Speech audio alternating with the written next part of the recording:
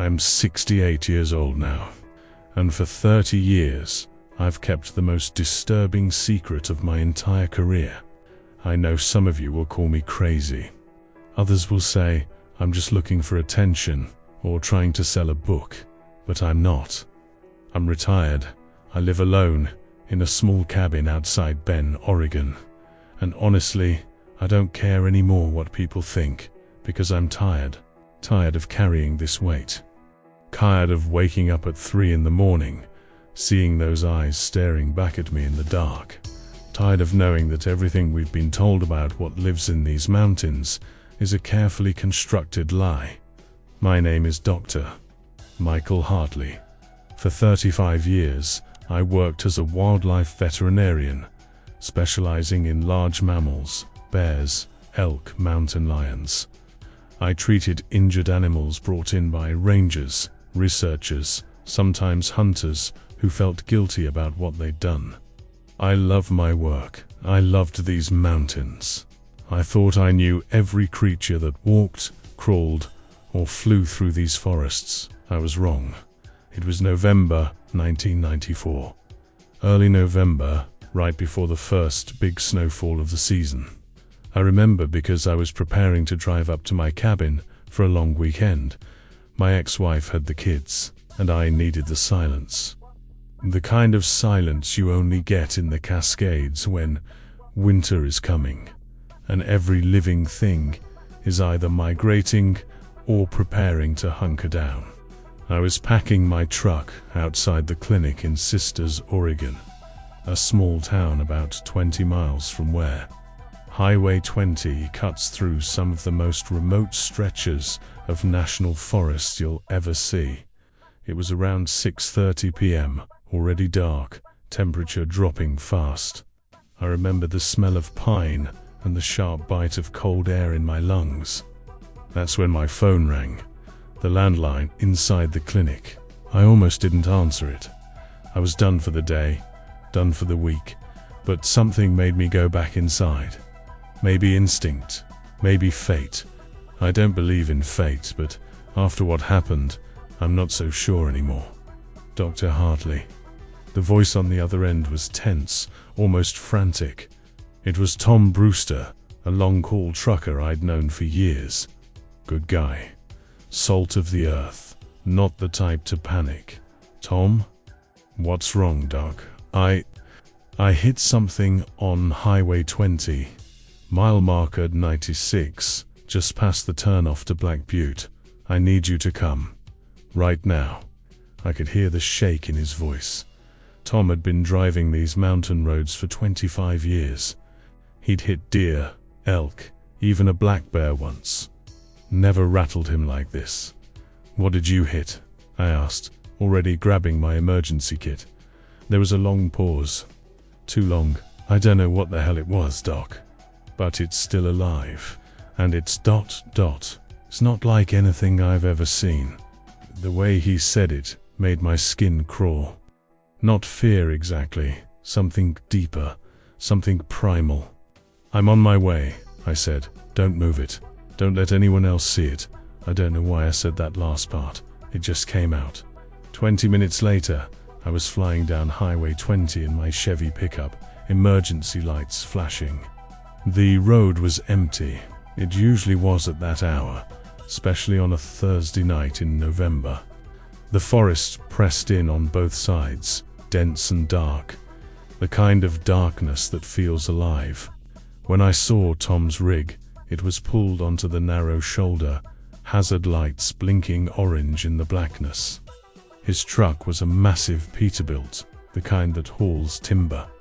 It was angled awkwardly, like it swerved hard and barely gotten it stopped. I pulled up behind him and got out.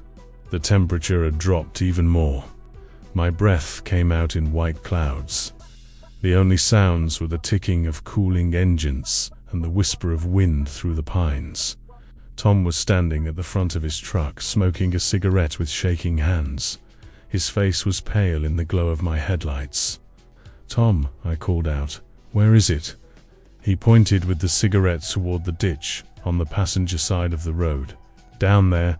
I dragged it off the highway. Couldn't leave it in the middle of the road. Another truck would have finished it off. I grabbed my flashlight and medical kit and walked toward the edge of the pavement. Tom followed a few steps behind. "Doc," he said quietly, "before you look, I've been hauling logs through these mountains my whole adult life. I've seen bears. I've seen elk bigger than my truck. Hell, I even saw Wolverine once up near Santiam Pass." He took a drag from his cigarette and I could see his hand was still trembling.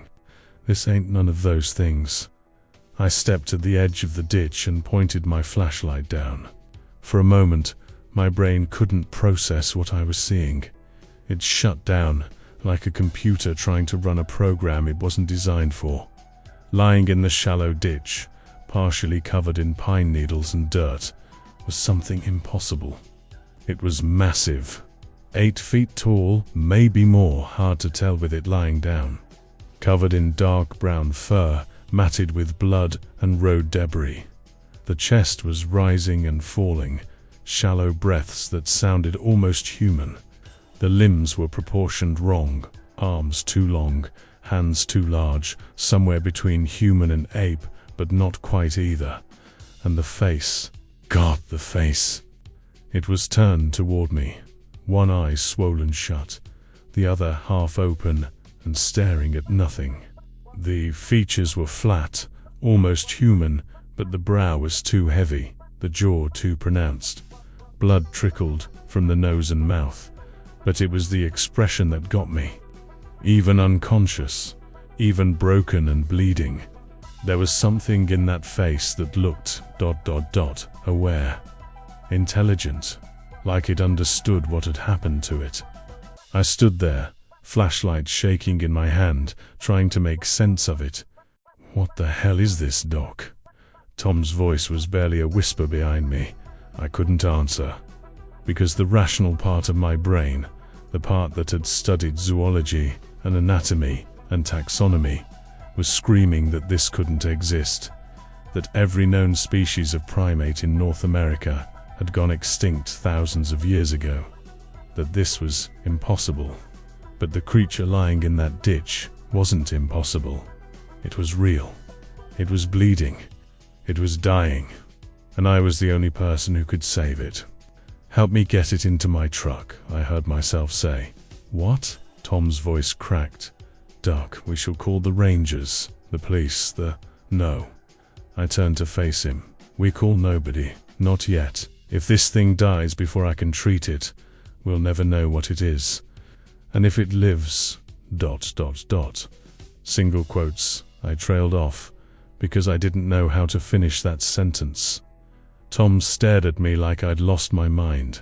Maybe I had. But then he nodded. "Okay, Doc. Okay." It took us 20 minutes to move it. The creature was unbelievably heavy. I'd estimate 600 pounds, maybe more. We used a tarp from my truck and basically dragged it up the embankment and into the bed of my pickup.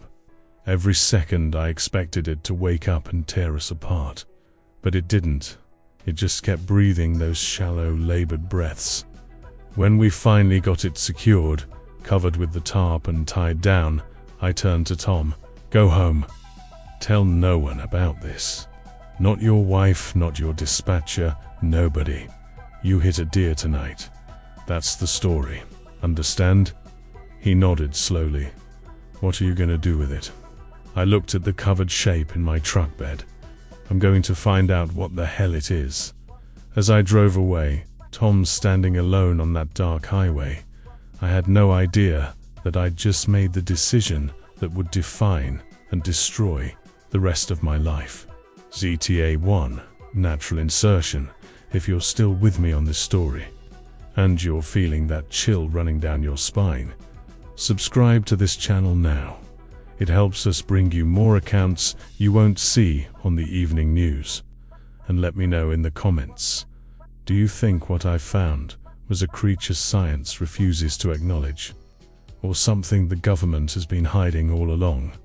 To understand what happened next, you need to understand who I was back then. In 1994, I was 38 years old. and divorced for 2 years.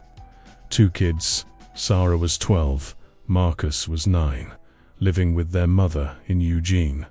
I saw them every other weekend and Wednesday evenings when I could make the drive. The divorce had been my fault. Not infidelity or anything dramatic like that. Just the slow erosion that comes when you care more about your work than your family. My ex-wife Linda used to joke that I loved animals more than people. She stopped joking about it around year 7. By year 10 she was packing her bags. She wasn't wrong. I did love animals more than people. Animals made sense. They operated on instinct, survival, basic needs. People were complicated. People lied. People disappointed you. I'd been working as a wildlife veterinarian since finishing my residency in 1982. Started in Colorado, moved to Oregon in 1987 for a position with the U.S. Forest Service. My job was to treat injured wildlife brought in by rangers and researchers, conduct health assessments on local populations, occasionally assist with tranquilizing problem animals, bears getting too comfortable around campgrounds, mountain lions wandering into residential areas. I had a small clinic in Sisters, a tourist town that mostly catered to skiers and hikers. But I also had a workshop at my cabin, about 30 miles northwest, on a private 40-acre plot I'd inherited from my uncle. The cabin was basic, 1 bedroom, a kitchen. A large workshop I'd converted into a makeshift veterinary facility for when I needed to work on larger animals away from the main clinic. It was isolated. Closest neighbor was 4 miles away. No cell phone coverage. This was 1994. And even if there had been, the mountains blocked everything. I had a landline at the cabin and a radio for emergencies. The isolation was exactly what I wanted. After the divorce, after the endless arguments about custody schedules and who got what furniture, I needed silence. I needed space. I needed to be somewhere where the only sounds were wind in the pines and elk bugling in the fore. I'd lived in those mountains long enough to know them intimately. Every trail, every ridge, every watering hole where the deer came at dawn. I knew the territory of the local black bear population. I knew where the elk calved in spring. I knew which meadows the cougars used for hunting, and I knew the stories. Every mountain community has them. Legends passed down through generations. Usually dismissed by outsiders, quietly acknowledged by locals. The Cascade Range, stretching from northern California through Oregon and Washington, was rich with them. Stories of something big in the forests, something that walked on 2 legs, something that watched. The Native American tribes had known about it for centuries. The Salish called it Sasquatch. The Lummi called it Semequos. Different names, same description. A giant, hair-covered man-creature that lived deep in the mountains, avoiding humans, occasionally stealing salmon from nets or venturing close to camps on winter nights. Most of my colleagues laughed it off. Forest Service rangers would occasionally mention finding footprints, massive, humanoid prints 16 or 17 inches long, but always blamed them on hoaxes or misidentified bear tracks. I'd been agnostic about it. I'd never seen anything that couldn't be explained. Never heard anything that didn't sound like a known animal. In 12 years of working in these mountains, I'd encountered exactly 0 evidence of anything extraordinary, until that night on Highway 20. As I drove toward my cabin with the creature in my truck bed, my mind was racing. The logical part of me, the scientist, was cataloging what I'd seen. Bipedal, massive musculature, primate-like features. hair pattern inconsistent with any known North American species. But another part of me, deeper and older, was simply terrified. Because if this thing was real, if it had been out there all along, hiding in these forests while we logged and hiked and built our cabins and told our campfire stories, then what else didn't we know? The drive to my cabin usually took 45 minutes. That night, it felt like hours. Every bump in the road made me wince, thinking about the injured creature in the back. Every curve made me check my mirrors, half expecting to see headlights following me, rangers or police or something worse, but the road stayed empty. When I finally turned onto the unmarked dirt road that led to my property, it was past 9 p.m. The cabin sat in a small clearing, surrounded by old-growth Douglas fir and western hemlock. The workshop was separate, a large metal building my uncle had used for woodworking. I backed the truck up to the workshop's double doors and killed the engine. For a long moment, I just sat there in the sudden silence, hands still gripping the wheel. What the hell was I doing? I should call someone. The Forest Service. The university. Hell, the police. Let someone with more authority, more resources, more knowledge figure this out. But something stopped me. Maybe it was the memory of those half-open eyes staring at nothing. Maybe it was the realization that if I called this in, the creature would be taken away, studied, dissected, probably killed and mounted in some government facility's basement. Or maybe I just wanted to be the one to solve the mystery. I got out of the truck and opened the workshop. The space was large, about 40 feet by 30 feet, with high ceilings, fluorescent lights, and concrete floors. I had a surgical table, cabinets full of medical supplies, a refrigerator for medications, even a small X-ray machine I'd salvaged from a defunct veterinary clinic. It took me another 30 minutes to get the creature inside. I used a come-along winch attached to the ceiling beams, wrapping heavy straps under the arms and dragging it onto the surgical table. The table groaned under the weight but held. When I finally pulled back the tarp completely and got the overhead lights positioned, I could see the full extent of the injuries. The impact had been severe. The right leg was badly broken. I could see the fracture bulging against the skin. Multiple ribs broken on the left side. Deep lacerations across the abdomen and chest, probably from sliding across the asphalt. The head had taken significant trauma.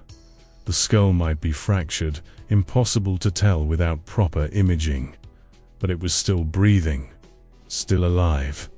I stood there, looking at this impossible creature on my surgical table, and made a decision. I was going to save it. Not because I was brave, not because I was noble, but because I had to know. I had to understand. I had to prove to myself that this was real. I spent the next hour doing triage. Started an F4 line. Surprisingly easy. The veins were pronounced and accessible. Drew blood samples. Administered antibiotics and pain medication. Dosages calculated based on estimated body weight and mammalian physiology. Splinted the broken leg. Sutured the worst of the lacerations. The creature never woke up. Never moved, except for those shallow breaths. As I worked, I started noticing details that made me more uneasy. The hands were human-like but larger, with thick calluses on the palms and fingertips. The feet were massive, flat, with a distinctive mid-tarsal break that no human foot has. The musculature was incredible. Even unconscious and injured, you could see the power in those limbs. And the smell. God, the smell. It wasn't unpleasant exactly, but it was strong. Musky, almost metallic, mixed with the scent of pine and earth. It filled the entire workshop. Around 2 a.m., I finally stepped back. I'd done everything I could. Now it was just a waiting game. Either the creature would survive the night, or it wouldn't. I pulled up a chair about 10 feet from the table and sat down, keeping watch. That's when I heard it, a sound from outside, deep and resonant, somewhere between a howl and a vocalization. Not a wolf, not a bear, not anything I recognized. It came from the forest, maybe a quarter-mile away. And then another sound, answering from a different direction, closer. I walked to the window and looked out at the dark forest. The moon was up now, casting silver light through the trees. Something moved out there, something big, and suddenly I understood. The creature on my table wasn't alone. They knew it was here. They knew it was hurt, and they were coming. I stood at that window for what felt like an eternity, staring into the moonlit forest, listening to those sounds echoing through the darkness. They weren't constant. Every few minutes, one would call out, that deep, resonant vocalization that seemed to vibrate in your chest, even from a distance. Then silence. Then an answer from another direction, always closer. I'd heard wolves howling in these mountains. I'd heard elk bugling, bears grunting, mountain lions screaming like women in agony. This was none of those things. This was intelligent communication, coordinated, deliberate. My hands were shaking as I moved away from the window. The creature on the surgical table hadn't moved, still unconscious, still breathing those shallow breaths. I checked its vitals again, pulse steady at around 45 beats per minute. Much slower than human, but within range for large primates. Blood pressure low but stable. I'd drawn blood earlier, and now I took the samples to my small lab setup in the corner of the workshop. I wasn't equipped for advanced analyses, but I had a decent microscope and basic testing equipment. What I saw in those blood samples stopped me cold. Red blood cells similar to human, but slightly larger. White blood cell count elevated, expected with trauma and infection risk. But it was the DNA structure that made my hands freeze over the microscope. I'm not a geneticist. My expertise was in anatomy and treatment, not molecular biology.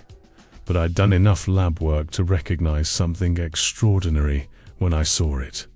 The cellular structure was unlike anything in my reference materials. It had markers consistent with great apes, gorillas, orangutans, chimpanzees. But there were other markers, sequences that looked distinctly human. Not similar to human. Not comparable to human. Actually human. As if someone had taken human DNA and mixed it with something else. Something older. Something that evolution had branched away from millions of years ago, but that somehow, impossibly, had kept one foot in both worlds. Staring at that slide, trying to process what I was seeing, when I heard the sound right outside. Not distant this time. Not a quarter-mile away. Right outside the workshop walls. A low, rumbling vocalization. Almost a purr, but deeper. Then the distinct sound of something massive moving through the undergrowth, branches breaking, heavy footfalls. My heart was pounding so hard I could hear it in my ears. I grabbed my rifle from the gun cabinet at a .3006 I kept for putting down severely injured animals when necessary. I'd never pointed it at anything that walked on two legs. The sounds circled the workshop. I could track them by the breaking branches, the occasional huff of breath. There were at least 2 of them out there, maybe more. Then it stopped. Complete silence. I stood in the center of the workshop, rifle raised, listening to my own panicked breathing. The creature on the table continued its shallow, unconscious breaths, but the fluorescent lights hummed overhead, and then I heard it. A sound that made my blood run cold. Knocking. 3 deliberate knocks against the metal wall of the workshop. Spaced evenly. Rhythmic. Knock, knock, knock. Not random. Not an animal brushing against the building. This was intentional. This was communication. Jesus Christ, I whispered. The knocking came again, this time on the opposite wall. Then the back wall. They were surrounding the building, testing it, communicating with each other. I didn't know what to do. Every instinct screamed at me to run, to get in my truck and drive until I hit city lights and people and safety. But I couldn't leave the injured creature. And somewhere in my terrified mind, I realized that if they wanted to get in, they would. The workshop wasn't fortified. The doors were standard commercial grade. One of those things could probably tear them off the hinges. But they didn't try to enter. They just kept circling, knocking, vocalizing to each other in those deep, resonant tones. And then suddenly, one of them was at the window. I'd left the blinds partially open, and in the moonlight, I could see it clearly for the first time. It stood at least 9 feet tall, maybe more, covered in dark brown fur, almost black in the darkness. The shoulders were impossibly broad, the arms hung past the knees. The face was partially obscured by shadow, but I could see the eyes, large, dark, reflective, in the light from the window, and they were looking directly at me. Not like an animal looks at a human, not with fear or aggression or curiosity. Those eyes were studying me, assessing me, evaluating whether I was a threat. We stared at each other for what felt like minutes, but was probably only seconds. I could see its chest rising and falling with breath, could see the muscles moving under the fur as it shifted its weight, could see the intelligence behind those eyes. Then it looked past me, toward the surgical table where the injured creature lay. Its expression changed. I don't know how else to describe it. The eyes widened slightly.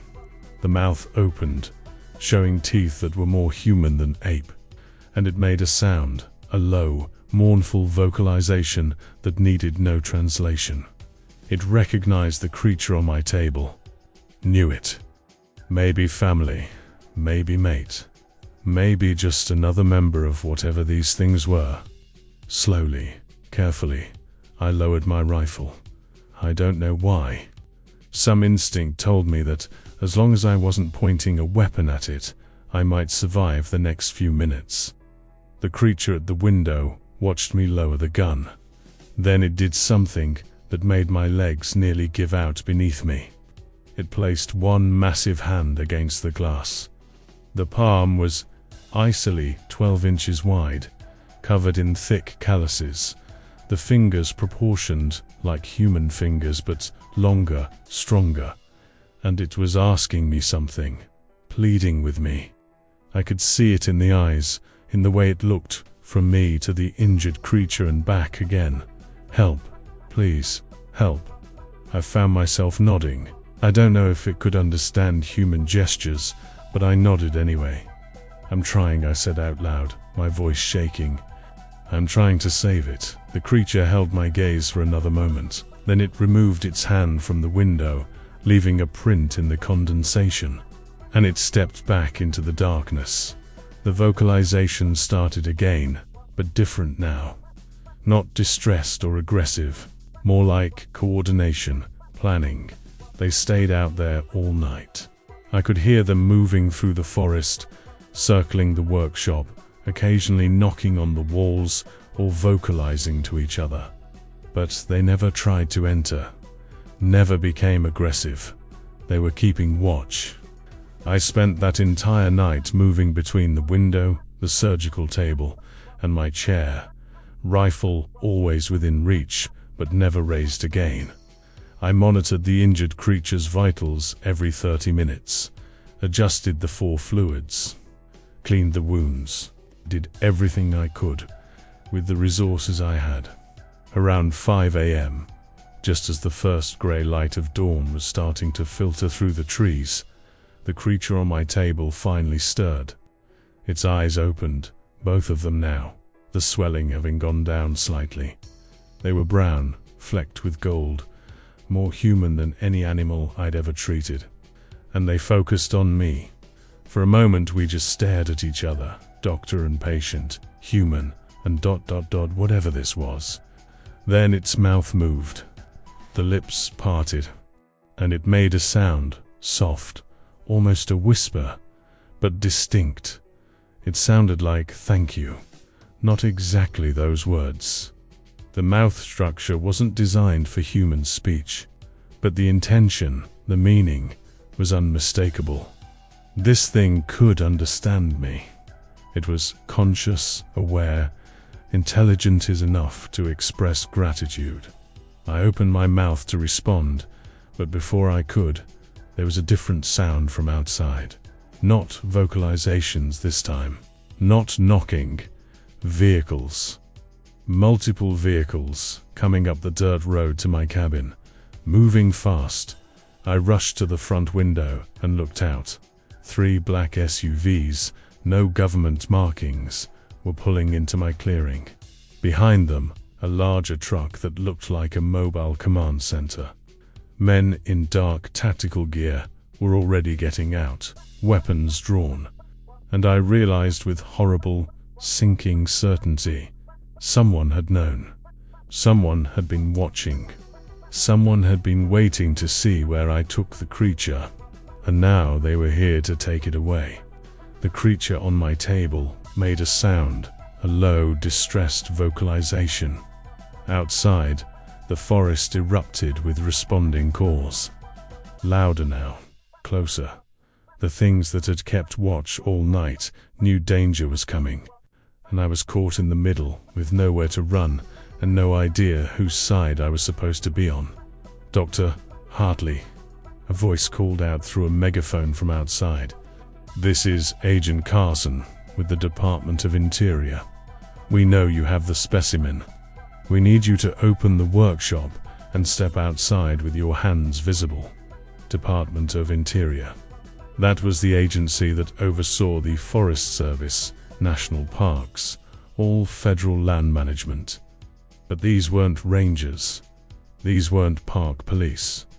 These were military or something close to it. The creature on my table tried to sit up, its eyes wide with fear or pain or both. I moved quickly to its side, placing a hand on its shoulder, carefully, not knowing if it would interpret the touch as threat or comfort. "Don't move," I said quietly. "You'll tear the stitches." It looked at me, those impossibly human eyes searching my face.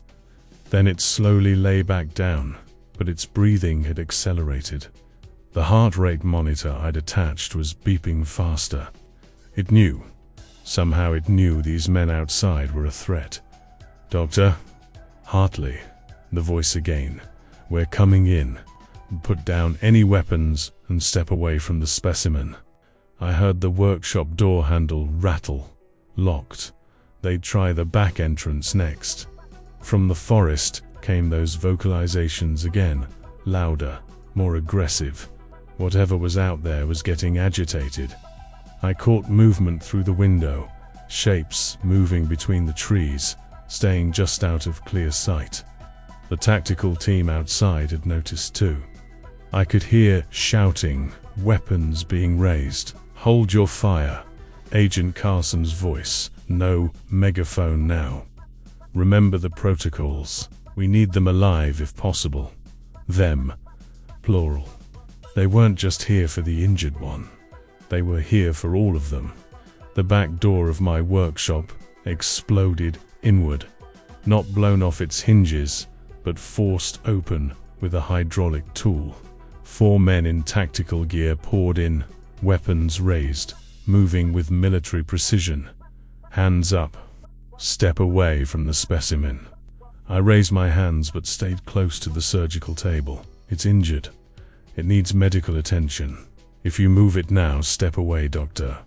The lead agent, Asian, early 40s, cold eyes, kept his weapon trained on the creature, not me. Now, I didn't move.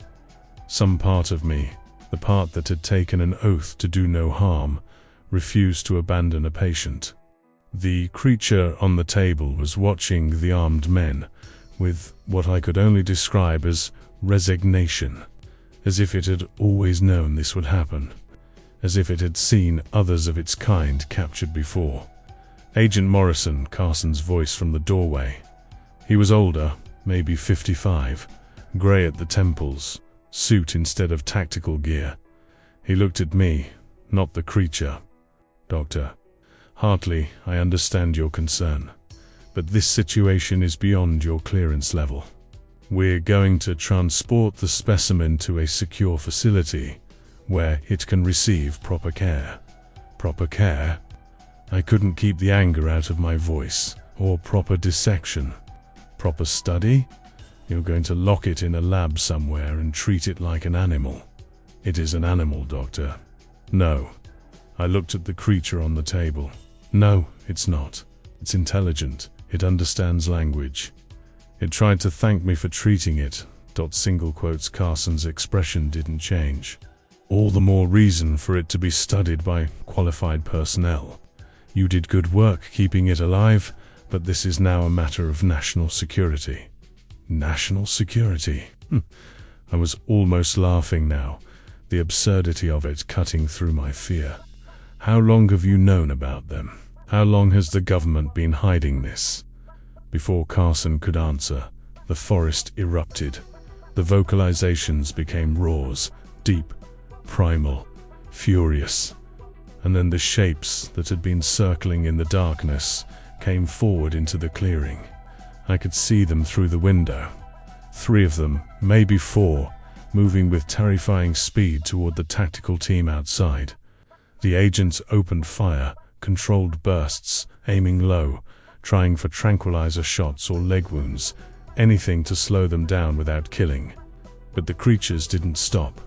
One of them, the massive one, I'd seen at the window earlier, grabbed an agent and simply threw him aside like a rag doll. Not trying to hurt, just removing obstacles. They were coming for the workshop, coming for their injured companion. Fall back, Carson was shouting into his radio. Fall back to the vehicles. Do not engage lethal unless absolutely necessary. The tactical team inside the workshop was torn between guarding the creature on the table and supporting their colleagues outside. In that moment of hesitation, the injured creature made its move. It sat up fast, ripping out the foreline, and let out a vocalization of its own, a sharp, urgent call. The heart rate monitor flatlined as the leads tore free. Blood from the foresight was running down its arm. "Don't!" I shouted, trying to push it back down. "You'll kill yourself." But it wasn't trying to escape. It was trying to communicate. The creature looked directly at the lead tactical agent, Morrison, and did something that made everyone in that room freeze. It held up its hands, palms out. Universal gesture of surrender. Then it pointed at me, then at itself, then made a gesture with its hands coming together, fingers interlocking. Help, trust, together. Morrison's weapon never wavered, but I saw something flicker in his eyes. Confusion, maybe doubt. Outside, the chaos was intensifying. One of the vehicles had been overturned. Agents were scrambling, trying to create a defensive perimeter, but they were vastly outmatched. The creatures weren't trying to kill anyone, they were trying to reach the workshop.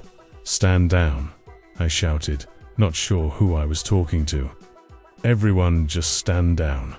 And then I did something incredibly stupid. I stepped directly in front of Morrison's weapon, blocking his line of fire to the creature.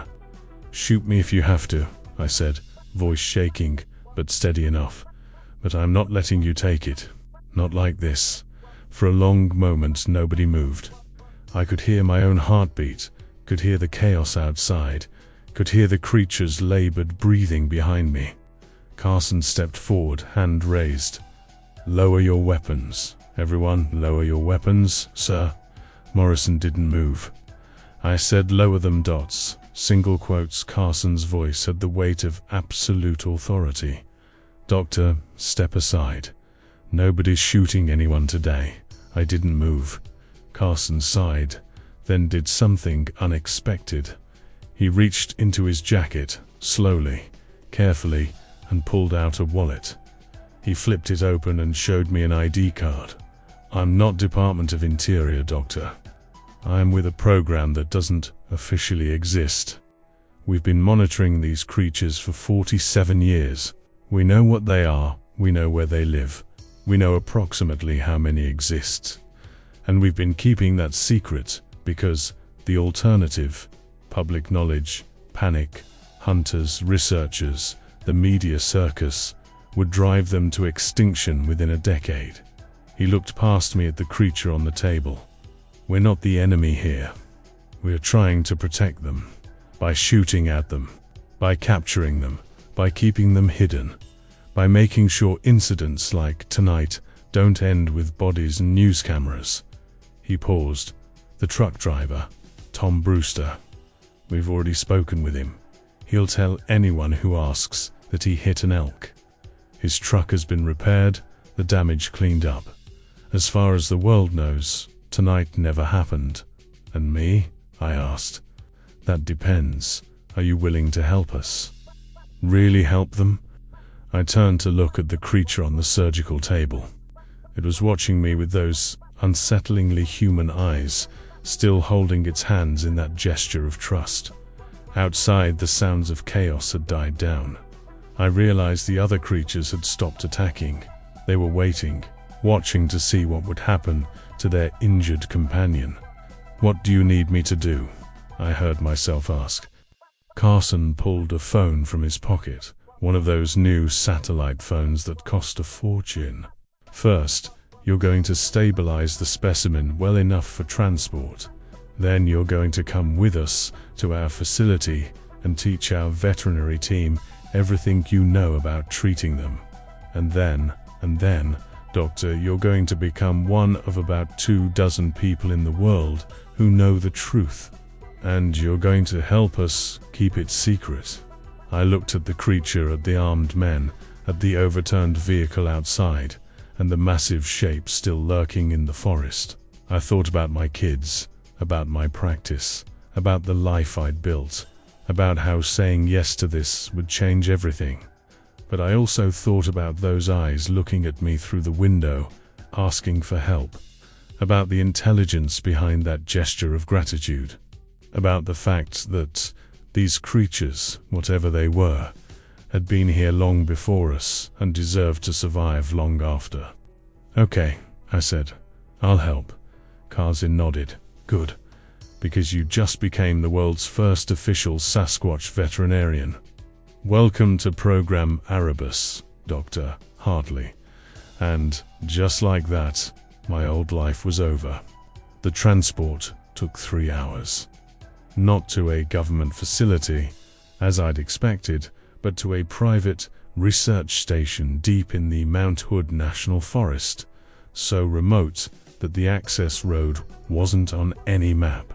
The injured creature, they called it Subject 19 in their files, which made me sick, was sedated for the transport.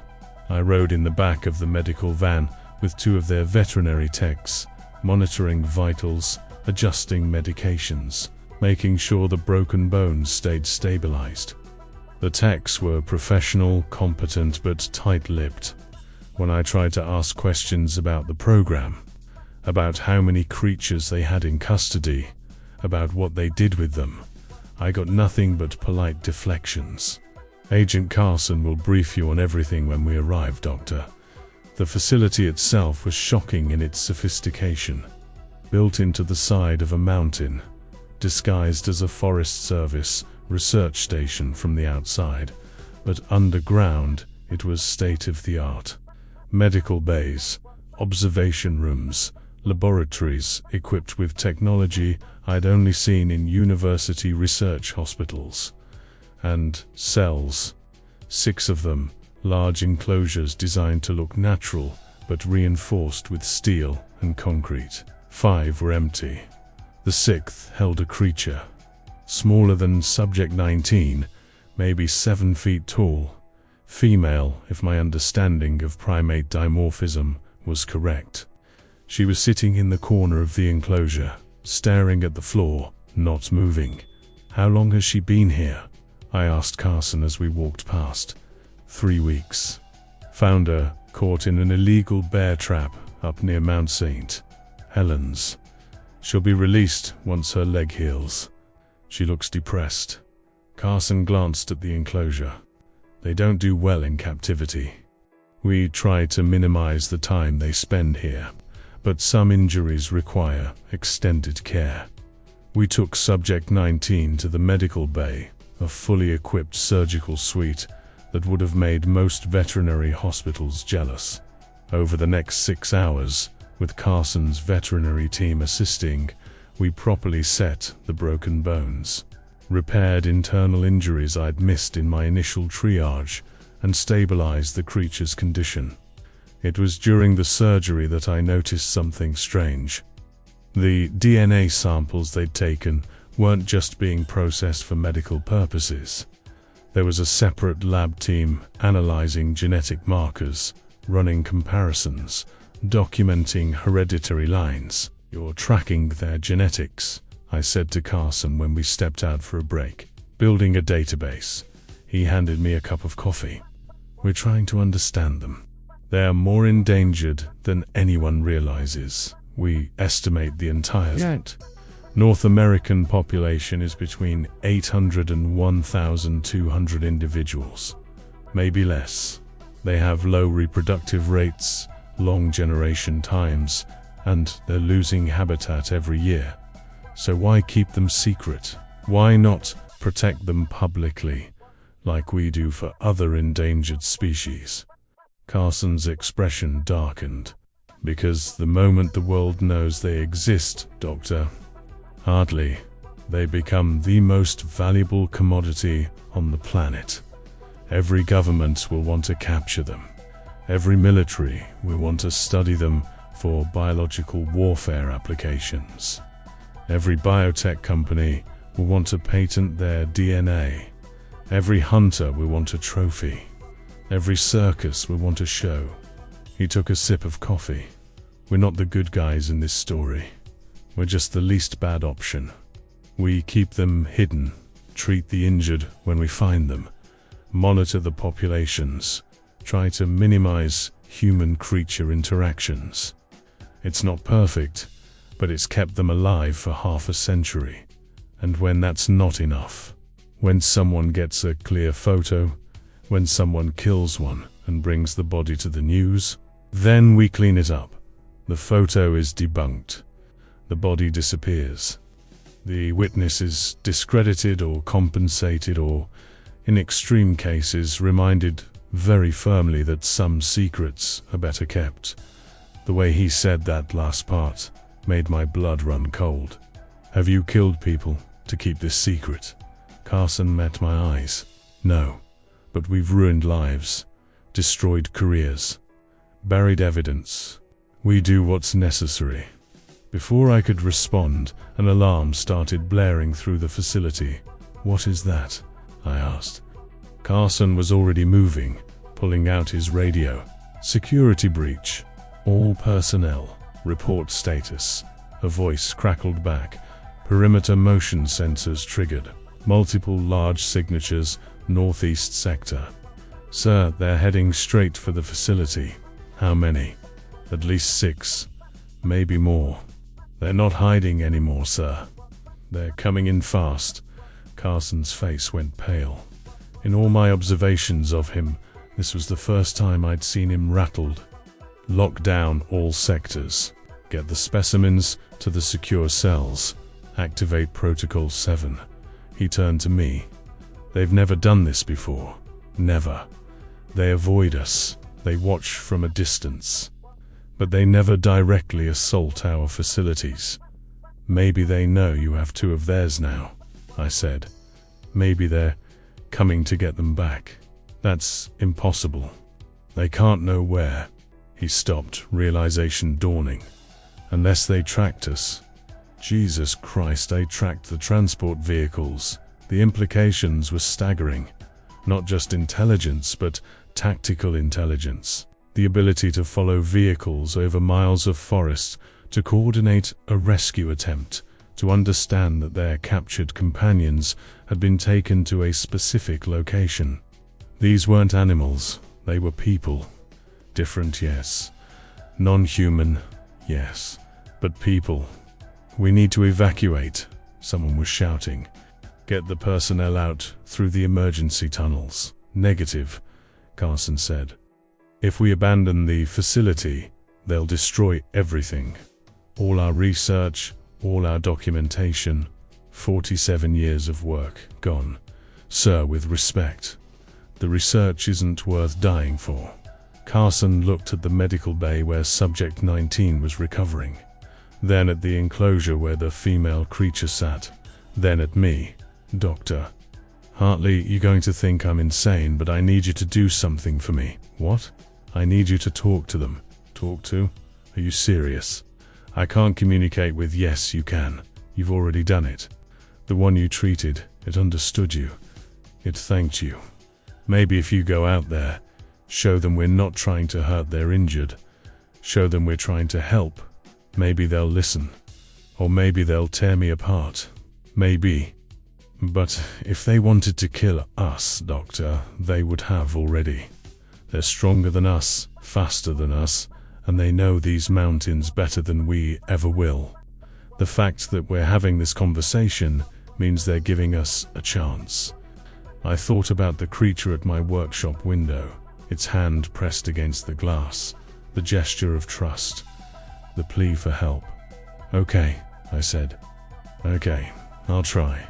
10 minutes later, I was standing outside the facility's main entrance, unarmed, hands raised, waiting. The forest was silent. No birds, no insects, no wind, just silence. And then they emerged from the trees. Not 6, not even 10, at least 15 of them, maybe more. Different sizes, different builds, but all massive, all moving with that eerie, coordinated precision. They formed a semicircle around me, staying about 30 feet back. The largest one, 9 feet tall, shoulders like a football player, scars across its chest, stepped forward. The same one from my workshop, the one who'd placed its hand on the window. We stared at each other. I swallowed hard and forced my voice to work. The one we took from my workshop is okay. We fixed the broken bones. We're healing the injuries. We're not trying to hurt it. The creature tilted its head, studying me. There's another one here too. A female. Her leg was caught in a trap. We're helping her too. And when they're healed, we'll release them back to the forest. I had no idea if it understood English. No idea if any of this was getting through. But I kept talking, kept my voice calm and even. I know you don't trust us. I wouldn't trust us either. But some of us, we're trying to help. We want you to survive. We want you to. The large creature held up its hand, palm out. The same gesture the injured one had used. Then it pointed at the facility, then at me. Then made that interlocking fingers gesture again. Trust, help, together. But then it added something new. It pointed at the facility, then made a braking motion with its hands. Then pointed at the forest and gestured broadly. The message was clear. Release our people, or we'll break in and take them. I can't do that, I said. The injured one isn't stable yet. Moving it could kill it. You have to give us time to. The creature's expression hardened. It made the braking motion again, more emphatic. And I realized we were out of time for negotiation. If you're still with me on this story and feeling that chill running down your spine, hit that subscribe button right now. It helps us bring you more accounts like this that you won't hear anywhere else. And tell me in the comments, do you think these creatures are just protecting their own, or is there something else they're trying to keep us from discovering? This was the moment where everything could go catastrophically wrong. I stood there, unarmed and alone, facing 15 massive creatures that could have ended my life with a single swipe. Behind me, the facility's entrance, where Carson and his team were no doubt preparing for the worst. Around me, the silent forest, holding its breath. The large creature had started thinking of it as the alpha, though I had no idea if they actually had social hierarchies like that, was still staring at me, waiting for an answer, waiting for me to decide whose side I was on. "Wait here," I said, holding up my hands. "Just wait. Let me talk to the people inside." I backed toward the entrance slowly, keeping my hands visible, never turning my back on them. The alpha watched, but didn't advance. The others remained motionless, a living wall of fur and muscle. Inside, Carson was waiting with his security team, weapons raised. "Stand down," I said immediately. "Everyone, weapons down, right now. Doctor, you can't possibly. They're not here to attack. They're here to negotiate.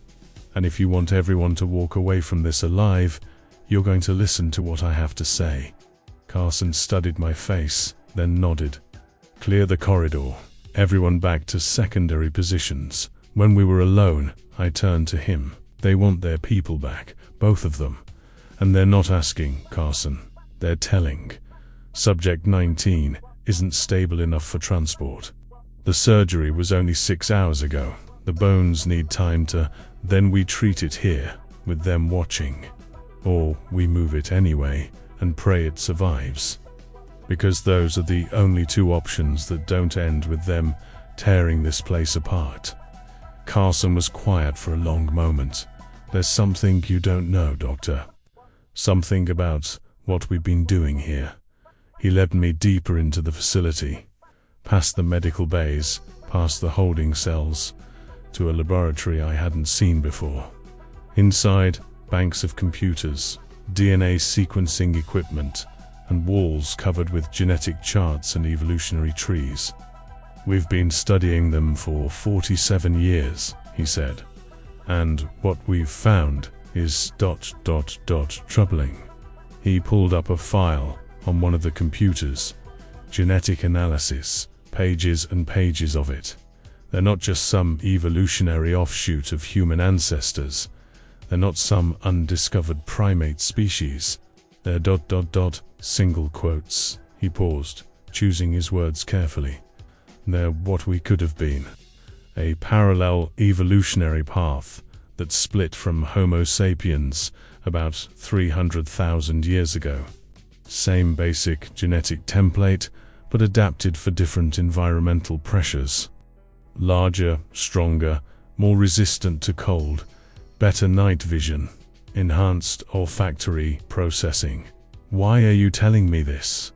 Because if the world knew the truth, if people understood that there's another human species, one that's been living alongside us in these forests for hundreds of thousands of years, one that's just as intelligent as we are but chose a completely different path, it would shatter everything we think we know about human exceptionalism, about our place in the world, about who gets to call themselves human."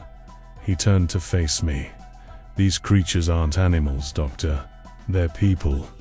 They have culture, language, social structures, probably even religion, for all we know. And we've been capturing them, studying them, treating them like specimens. Because if we acknowledged what they really are, we'd have to give them rights, protection, agency, and that would change everything." I felt sick. "So you've been keeping them hidden, not to protect them, but to protect us." To protect our sense of superiority. Both. We've been doing both. But yes, part of the motivation has always been control. Knowledge is power, and we've had a monopoly on knowledge about these creatures for half a century. Outside, I could hear movement. The creatures were getting restless. "What do you want me to do?" I asked. "I want you to make a choice, Doctor. We can try to hold the facility, fight them off, keep the secret contained, or we can do something unprecedented. We can release the specimens, acknowledge that they have the right to determine their own medical care, and hope that creates a foundation for ... I don't know, peaceful coexistence. And the program, the research, the 47 years of secrecy." Carson smiled grimly. "Oh, the program continues. The secret stays secret. But maybe, just maybe, we start treating them less like subjects and more like neighbors." I thought about Subject 19 on the surgical table, trying to communicate through its pain, about the female in the holding cell, staring at the floor in despair, about the alpha outside, demanding the return of its people with the kind of courage that transcended species. "Release them," I said. "Both of them. Now, the injured one might not survive transport. Then we give them the choice. We show them the injuries, explain the risks, and let them decide. Their people, their decision."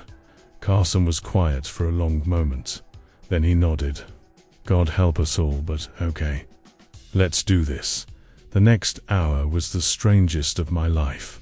We opened the facility's main cargo bay and brought both creatures out on gurneys. Subject 19 was still sedated, but stable. The female was awake, confused, and clearly terrified until she saw what was waiting outside. The alpha approached slowly, cautiously, flanked by two others. They studied the injured creature on the gurney, then looked at me. I stepped forward and, feeling completely ridiculous, began to explain using a combination of words and gestures. Broken leg, broken ribs, internal injuries.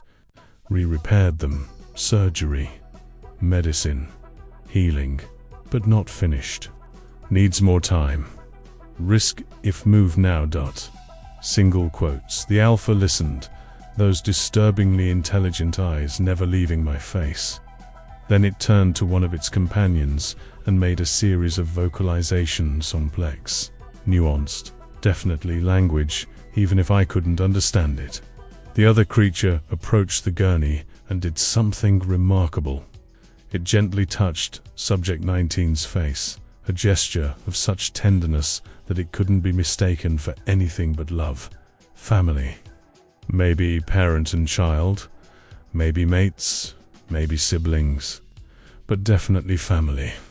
Then it looked at me and made a gesture, pointing at the injured creature, then at me, then holding its hands together. "Trust. You want me to keep treating it?" I asked. "You want to leave it here?" A nod, unmistakable, universal, but ... I looked at Carson. "We can't keep it here. Not in a cell. Not like a prisoner." The alpha made a vocalization, short, sharp. Then it gestured toward the forest. Carson understood before I did. They want to stay nearby. They want to monitor the recovery. They want access. It took another 2 hours of negotiation, and I use that term loosely, since most of it was gestures and charades and hoping we understood each other, but we worked out an arrangement. Subject 19 would remain in the medical facility for recovery, but the holding cell door would be left open. A group of the creatures would be allowed to stay nearby on the facility grounds to keep watch. No weapons would be pointed at them. No attempts would be made to capture or study them without consent. In exchange, they would allow the medical team to complete treatment, and when Subject 19 was healed, it would be released immediately. As for the female, she was stable enough to travel. The creatures carried her away on an improvised stretcher made from branches, moving so gently, so carefully, that it brought tears to my eyes. The Alpha was the last to leave. It stopped at the entrance, turned back to look at me, and did something I still have trouble believing. It extended its hand, not to strike, not to threaten, to shake. I took that massive hand in mine, feeling the calluses, the strength, the warmth. We shook once, twice. An agreement between species. A truce. Then it was gone, melting into the forest with the others, leaving me standing there wondering if I'd just witnessed first contact or a fever dream. Carson came to stand beside me. "Well, Doctor, welcome to the most important veterinary practice in human history. Think you can handle it?" I looked at the forest where the creatures had disappeared, looked at the facility behind me, looked at my hands, still shaking from adrenaline and awe. "I have no idea," I said honestly, "but I'm going to try." Subject 19 stayed at the facility for 6 weeks. During that time, I essentially moved in. Carson arranged for one of the staff quarters to be mine, and I spent 14 to 16 hours a day in the medical bay, monitoring recovery, adjusting medications, slowly reducing sedation as the injuries healed. And I got to know the family. That's what they were, I learned. The Alpha.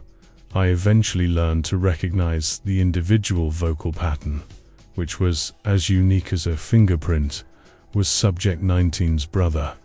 The creature that had shown such tenderness at the gurney was its mate.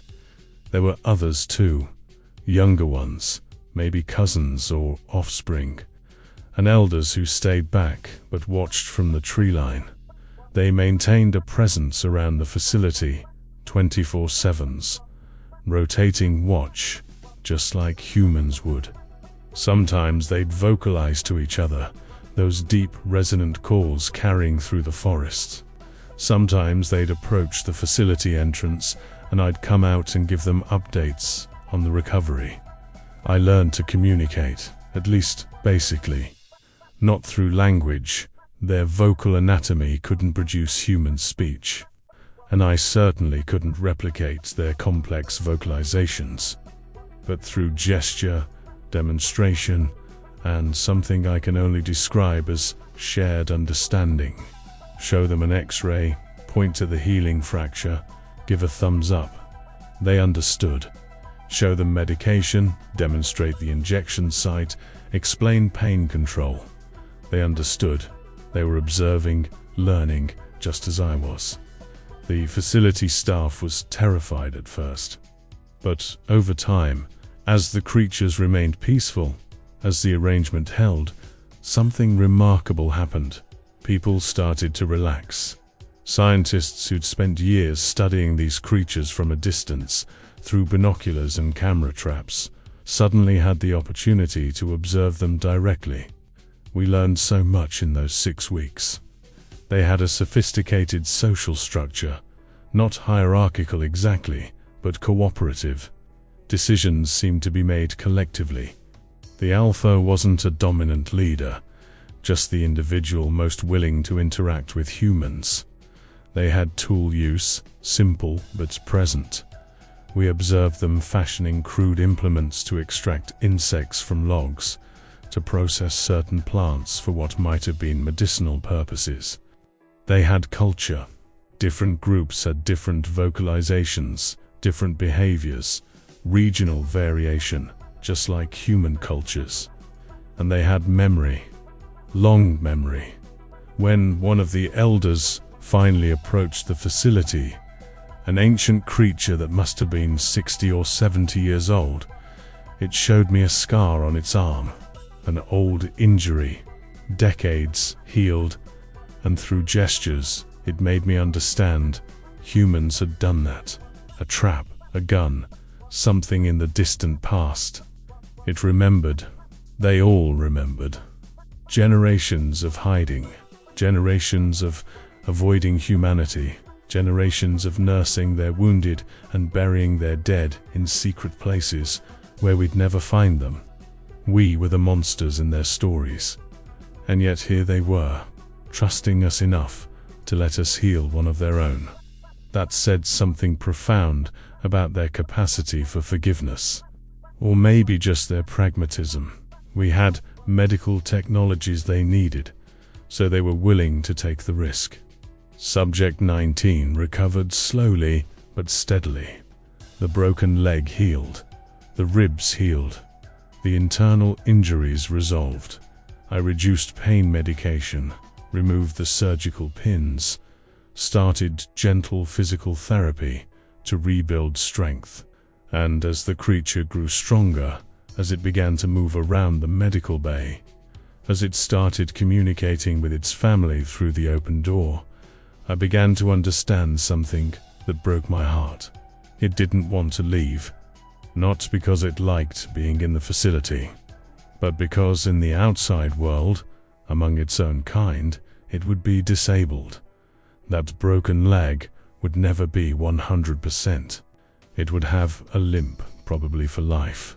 In a species that survived by being faster and stronger than any human, by melting into the forest at the first sign of danger, a permanent limp was a death sentence. Subject 19 knew it. The family knew it. And they were struggling with what to do. I watched through the open medical bay door as the Alpha and several others had what could only be described as an argument. Vocalizations, gestures, clear disagreement. Some wanted to take Subject 19 back to the forest. Others seemed to be advocating for ... something else. Finally, the Alpha came to me. Through gestures, it made me understand the question they were asking. Could Subject 19 stay here, at the facility? Not as a prisoner, not as a specimen, but as a bridge, a liaison, a member of its people who lived among humans, who could help both species understand each other. I had to talk to Carson. We argued about it for hours. The implications were enormous. If we agreed, we'd essentially be acknowledging that these creatures had agency, had rights, had the ability to make choices about their own lives. That's exactly the point, I said. We should acknowledge that. They deserve that, and when word gets out, when someone leaks this, when people realize we've been harboring an intelligent, non-human species, then we deal with it. But Carson, we can't go back to the old way. Not after this. Not after we've looked them in the eyes and seen people looking back. In the end, Carson agreed. Subject 19 would stay at the facility, with regular periods in the forest with its family. It would be treated as a consultant, not a subject. And I would be its primary caregiver and translator. The day we formally agreed to the arrangement, the Alpha brought me something. It was wrapped in leaves, carried carefully in those massive hands. When I unwrapped it, I found a skull, ancient, weathered, but clearly from one of their own kind, and carved into the bone with patient and skilled hands were symbols. Not writing exactly, but marks. Artistic, meaningful. The Alpha pointed at the skull, then at me, then made that gesture of joining hands. It was a gift, a treasure from their culture, an acknowledgement that I was, in some small way, part of their circle now.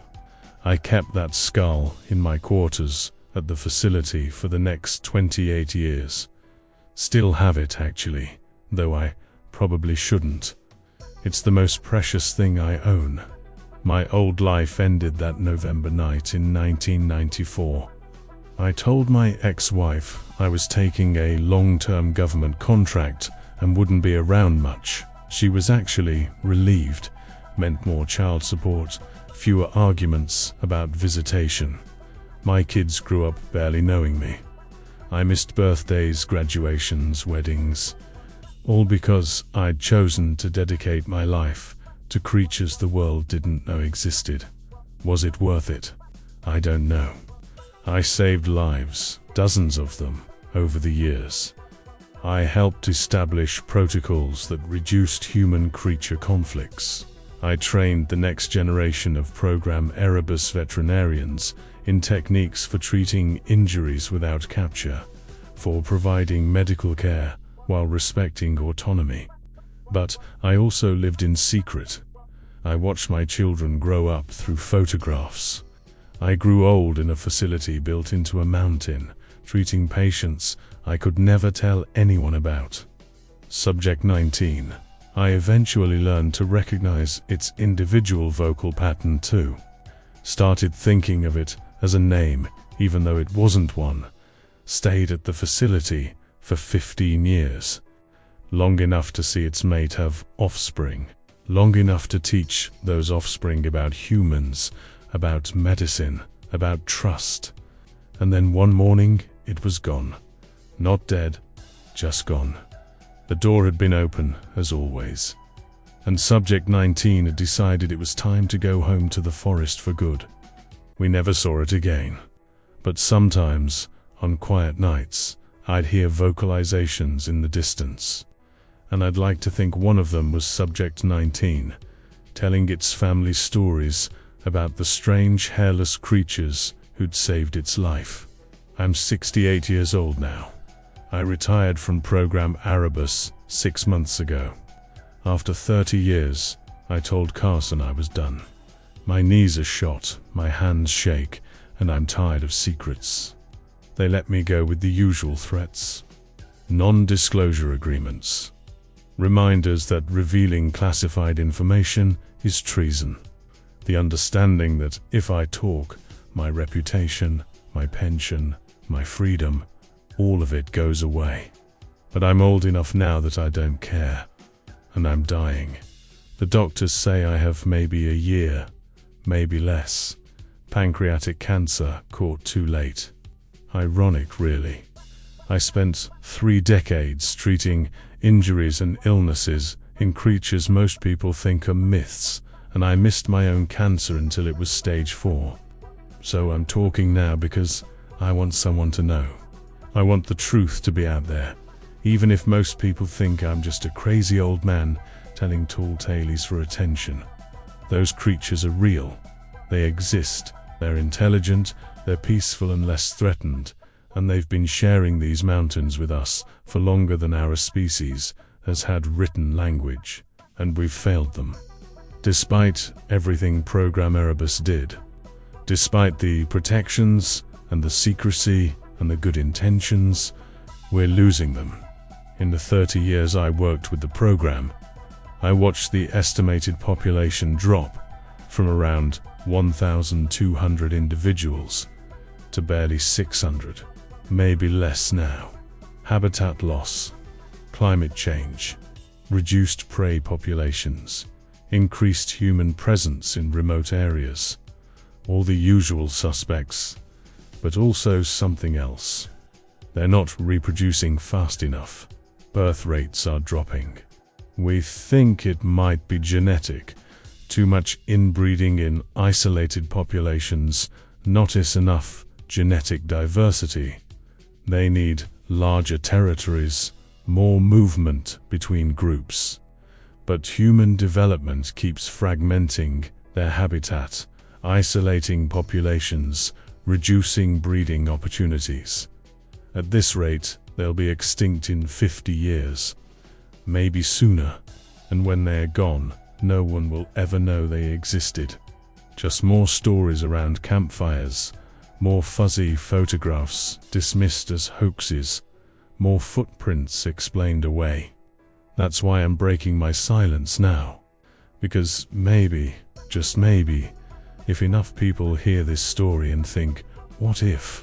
Some of them will care about preserving the forests, about protecting wilderness, about leaving some places untouched, just in case.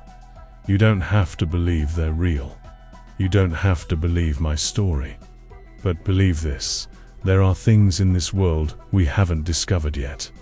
Things that deserve to exist, whether we acknowledge them or not. I think about Subject 19 sometimes, about those weeks of recovery, the slow building of trust, the moment when it took its first steps on that healed leg, about the look in its eyes when it realized it would survive, about the last time I saw it, the day it left the facility for good.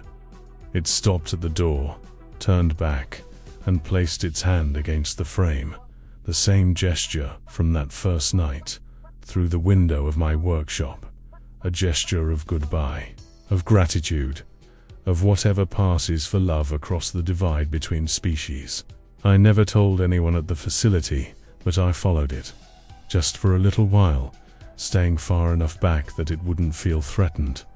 I watched it reunite with its family, watched the embrace. Yes, they embrace, they hold each other, they show affection in ways that are heartbreakingly human.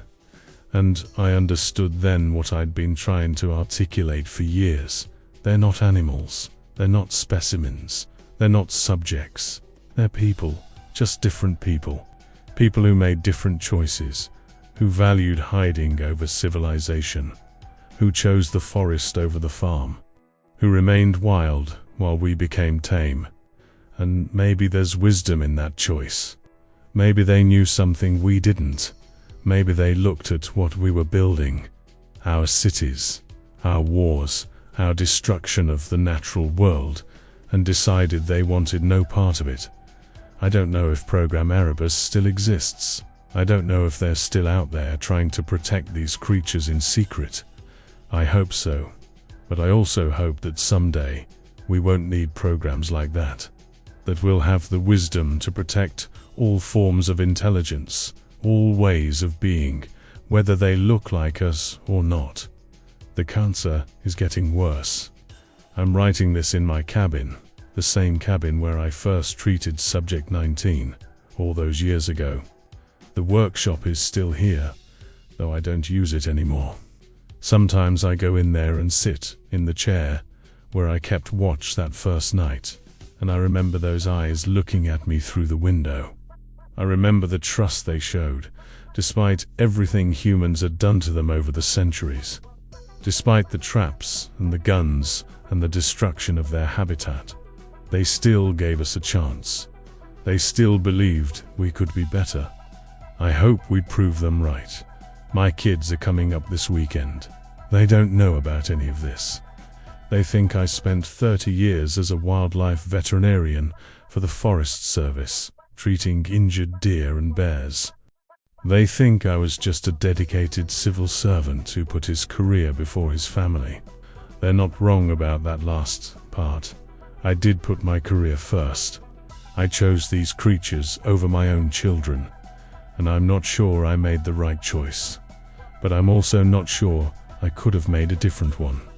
Because once you've looked into the eyes of something impossible and seen intelligence looking back, once you've shaken hands across the species divide, once you've been trusted with a secret that could change the world, you can't walk away from that, even if it costs you everything. So that's my story. That's my confession. 30 years late maybe, but here it is. I treated the Sasquatch. I worked with them, learned from them, tried to help them survive. And if that makes me crazy, if that destroys what's left of my reputation, so be it. I'm dying anyway. And I'd rather die known as a crazy old man who told wild stories than die silent, taking the most important truth of my life to the grave. They're real, they're people, they're dying. And we're the only ones who can save them, if we choose to believe they exist, and if we choose to care. The forest outside my window is silent tonight. No vocalizations, no movement in the trees. But sometimes, on nights like this, I feel like they're out there, watching, waiting, hoping we'll finally understand. Maybe we will, maybe we won't. But at least now, someone knows. At least now, the truth is out there, even if it's buried in a story most people will dismiss as fiction. And maybe that's enough. If this story made you look at the forest differently, subscribe to this channel now, so you don't miss the next accounts. And before you go, click on one of the stories appearing on your screen. Each one holds a secret as disturbing as this one. Thanks for watching, and remember, some truths prefer to stay in the shadows. But sooner or later, they find someone willing to tell them.